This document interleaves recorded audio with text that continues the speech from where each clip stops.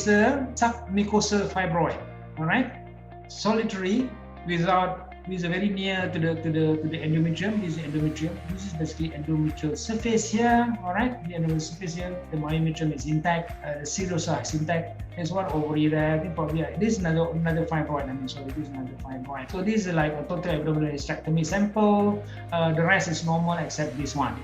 And it look like almost like necrotic. I know that this cause most likely to be menorrhagia. Age anything more than 40 years old, there is not need the uterus have to go. But I think you preserve the ovary for a few years before, just to prevent the early menopause, the need for HRT. In ultrasound, what you will see is basically like this. This is a transverse scan. All right, you will see kind of endometrial lining here. If you're lucky, you have some fluid inside there, the menses and all that.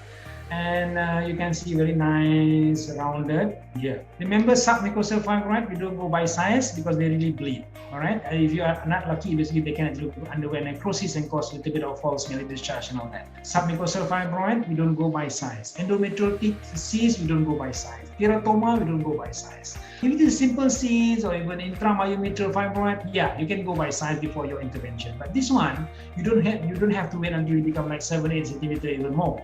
All right, so any size with presentation, anemia, requiring blood transfusion, and then you have to go in. And then what to do, and depend on the age and many factors. The other method is you have Doppler, then it's very good, to shine a Doppler, then you start to see the vessel, because all the fibroid always have this so-called feeding vessel.